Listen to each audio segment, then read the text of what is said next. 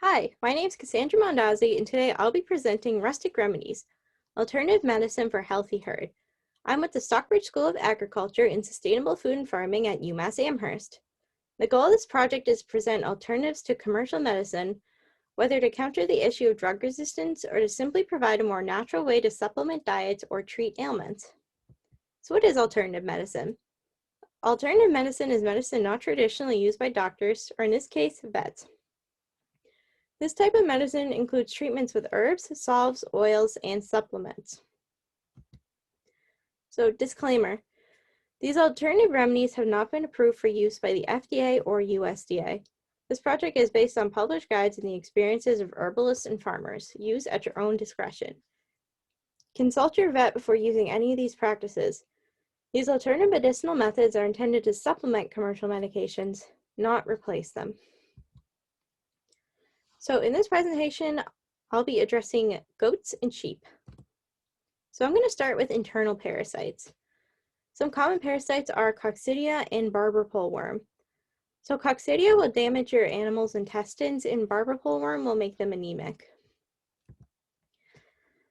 There are three main treatments: levamisole, ivermectin, and albendazole. These are the most common wormers and work well to an extent, but the parasites in your herd or flock can become resistant to them. So I have some alternative treatments. Garlic is a very popular alternative treatment. It's a great immune system booster. The dose is about a clove or two a day, though most people feed them free choice. Sometimes your animals will eat more, sometimes they'll eat less, and sometimes they won't eat any at all.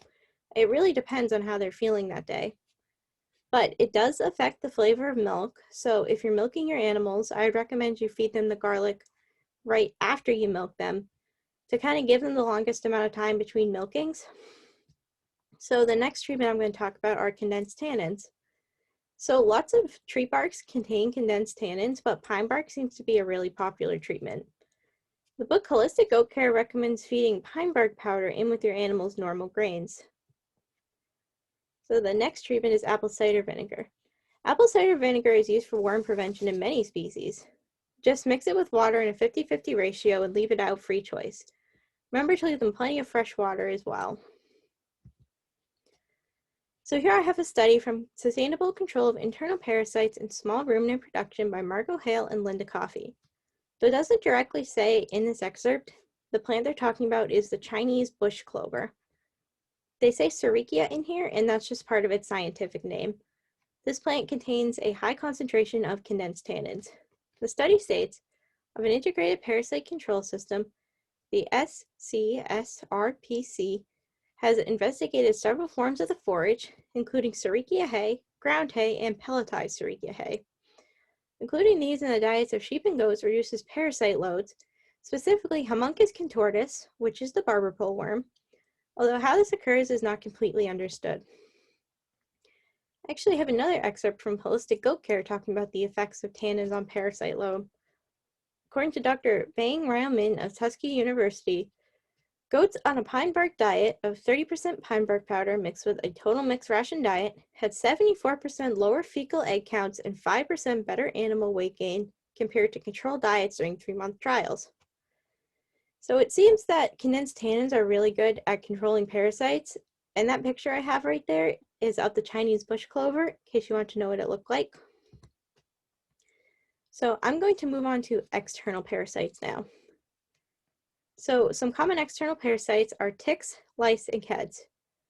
Ticks carry disease and cause anemia. Lice can cause itching or anemia, and keds bite and cause anemia, particularly on sheep. So two common treatments are doramectin and permethrin. These have similar resistance issues to internal wormers.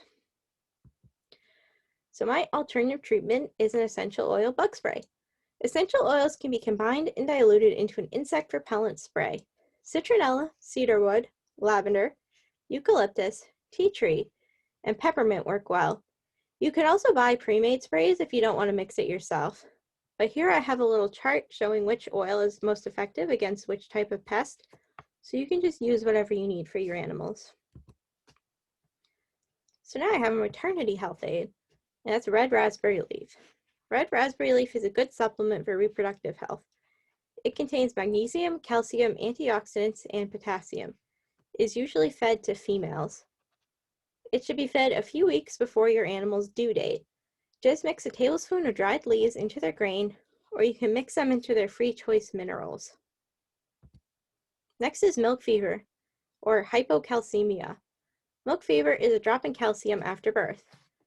Calcium is a neurotransmitter, and extremely low levels can be life-threatening. A cure for mild cases can be made by steeping dried kelp in hot water, milk, and molasses. The Complete Herbal Handbook for Farm and Stable recommends about a half a pound of dried kelp and a pound of molasses, combined with enough hot water and milk to make a concentrated drench. Please call the vet if your animal is visibly worsening or doesn't recover in an hour. Your vet will administer an injection of calcium gluconate, a type of calcium that'll go directly into their bloodstream. So here's a drenching gun if you're not familiar with it. It's basically a giant syringe with a blunt tip. You just kind of insert it in the back of your animal's mouth, and that's how you get them to drink liquids. So dried kelp is available for purchase in large bags. A lot of farmers actually keep it around as a general supplement.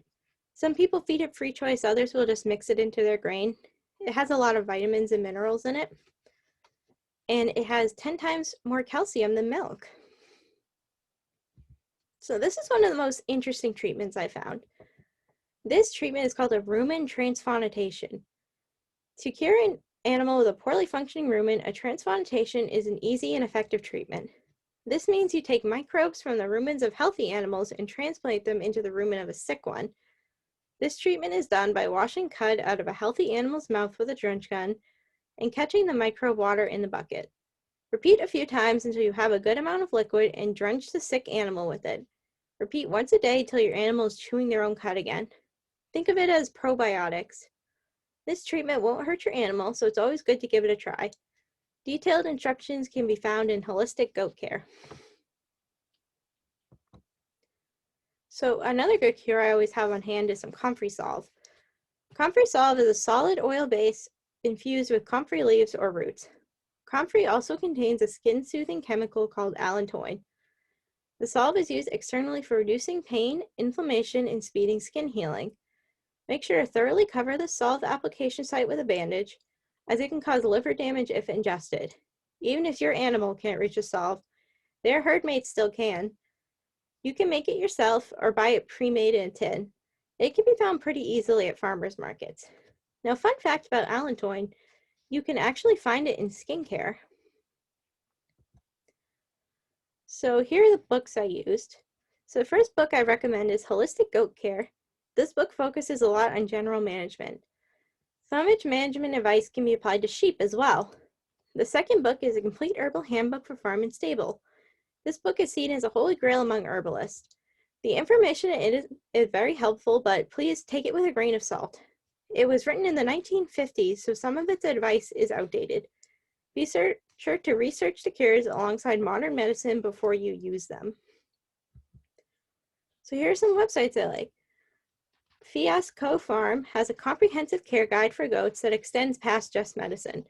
It's focused on goats, but a lot of the information works for sheep too. It also links to Molly's Herbals, a shop that sells pre-made herbal medicine. It has herb guides for multiple animals, and I found them very helpful in my research. So this last link is a Sarah-sponsored alternative medicine fact sheet. So this is where I got the study from. It's mostly focused on internal parasites, but it has a lot of research on it, talks about some other methods of parasite control, and generally it's just a really good resource to have. So I hope you learned something about alternative medicine, and I hope you'll consider trying it sometime. Thank you.